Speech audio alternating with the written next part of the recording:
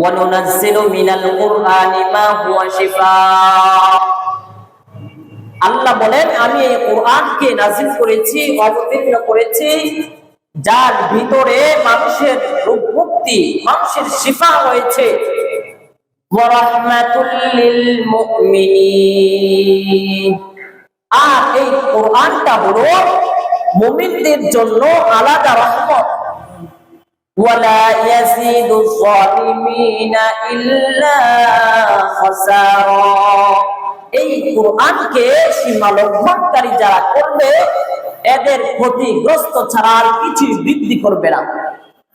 নবীজি সাল্লাল্লাহু আলাইহি ওয়াসাল্লাম বলেন, তারাকতু ফীকুম আমরাইন লান তাদিল্লু মা তামাসসাকতুম বিহিমা কিতাবাল্লাহি ওয়া সুন্নাতা রাসূলি।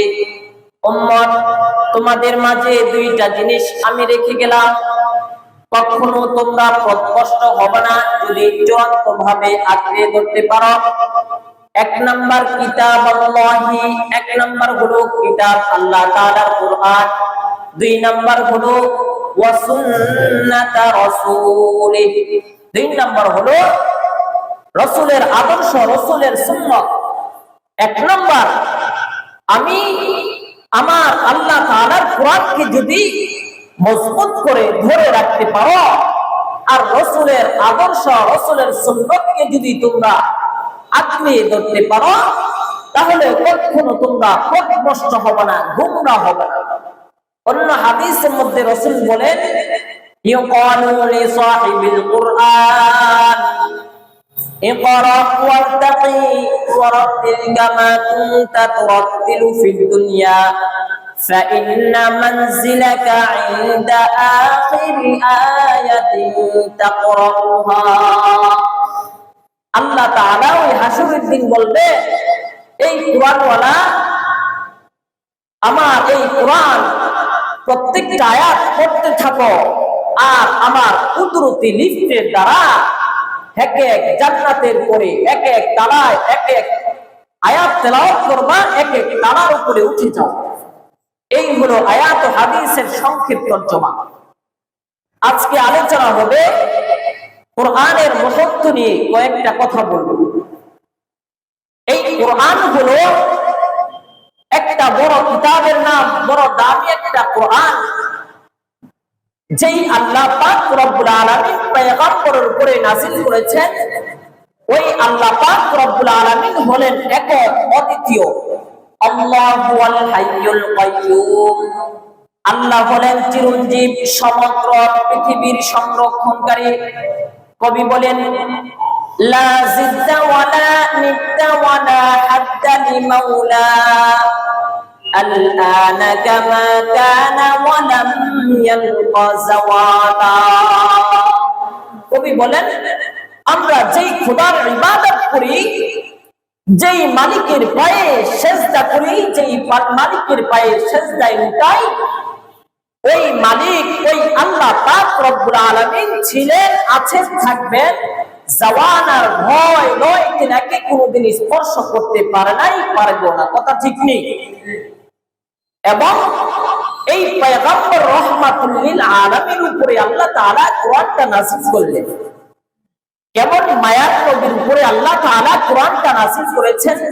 আল্লাহ পাক রব্বুল আলামিন বলেন, ওয়া মা আরসালনাকা ইল্লা রাহমাতাল লিল আলামিন।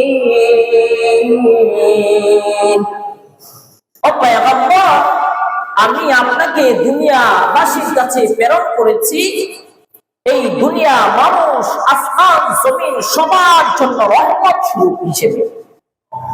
ওই রাহমাতুল লিল আলামিনের উপরে আল্লাহ কোরআনটা নাযিল করলেন। যেই মায়ার নবীর উপরে আল্লাহ কোরআনটা নাযিল করলেন, ওই রাহমাতুল লিল আলামিন এই পৃথিবীতে ৬৩ বছর ছিলেন। ওই ৬৩ বছরের জিন্দেগিতে একটাও মিথ্যা বলেন নাই। এবং এমন এক নবীর উপরে আল্লাহ কোরআনটা নাযিল করেছেন, যেই মায়ার নবী আসমান জমিন সবার জন্য রহমত স্বরূপ হিসেবে। এবং আল্লাহ তাআলা তিনার উপরে কোরআনটা নাযিল করেছেন। কেন এই কোরআনটা নাযিল করলেন? আল্লাহ বলেন শিফা, ঔষধ হিসাবে, রোগ মুক্তি হিসাবে আমি এই পয়গম্বরের উপরে কোরআনটা নাযিল করলাম।